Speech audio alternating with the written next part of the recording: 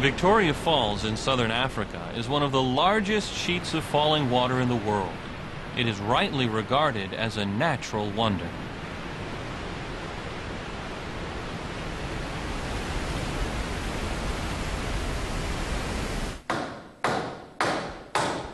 Not far from Victoria Falls in southern Zambia, a spiritual wonder is taking place. In Kolomo, a small congregation of Jehovah's Witnesses is building a place of worship.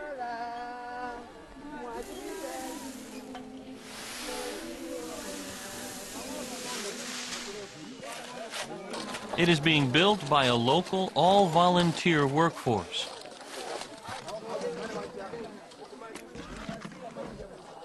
But the project is mostly coordinated, financed, and arranged by their fellow worshipers from around the world. How did this come to be? And how are Jehovah's Witnesses meeting the need for places of worship in lands where the finances are limited and the needs are great?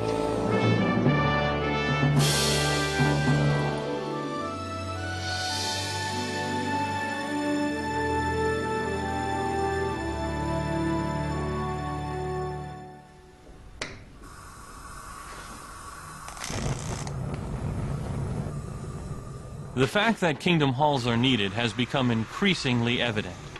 For example, in Eastern Europe, brothers attending meetings in drafty, poorly heated halls sometimes insulated themselves against the cold by putting hot water bottles inside their clothing.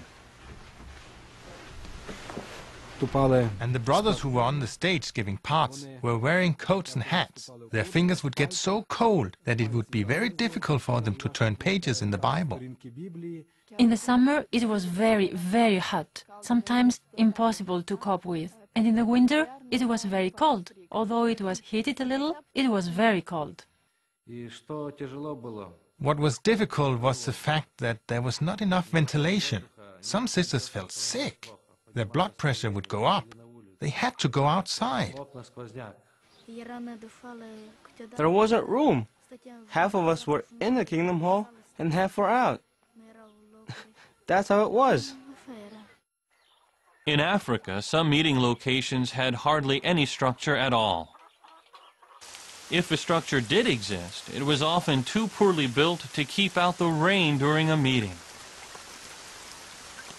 The old Kingdom Hall was made only of planks. When rain started, water usually flooded the house. As a result, it became difficult to hear what the speaker said from the platform.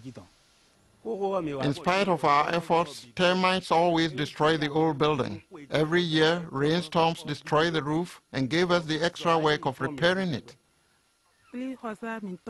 Our former Kingdom Hall was made of planks, and this used to embarrass us.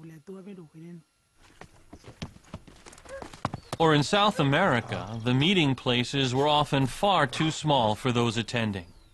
The Cono Norte congregation in Peru met in a garage for almost 4 years, crowding up to 110 people in for the memorial. We had only one bathroom, and sometimes there was no water. Also, sometimes we would meet without lights because there was no electricity. The hall is really too small. Each day it seems smaller. We're making the effort to cover and fix the roof because the rain is coming and we are going to get wet. We used to have to put wood benches everywhere, in the bathrooms, in the garage. We could see only through a small window, so we could not benefit fully from the program. In most cases, the local brothers have little funding available to do anything about these difficulties. But the need is made even more critical because the growth of Jehovah's Witnesses in these lands is more rapid in comparison to other parts of the world. In a large number of developing lands during the decade of the 1990s, the number of Jehovah's Witnesses increased by 83%. This is more than 4 times the growth in the rest of the world. Adding to this, the dissolution of the former Soviet Union has made it legally possible to have kingdom halls in 20 additional countries. All these factors combined to create a growing need in locations that were hard-pressed to meet the demand. In response, in 1997, the governing body of Jehovah's Witnesses gave direction to develop a construction program for countries in need of assistance. Called Kingdom Hall Construction in Lands with Limited Resources, it was given the mandate to provide, where possible, an adequate place of worship for all of those interested in Bible education.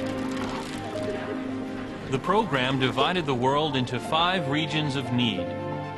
In each of these, a regional Kingdom Hall office was set up to coordinate and assist the design and construction unique to that region.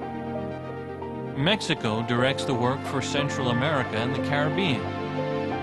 Brazil for South America. Germany for Eastern Europe and Russia. South Africa for the African continent. And Australia for the Pacific Islands and Asia. In total, there are some 60 branch offices involved, affecting over 100 countries.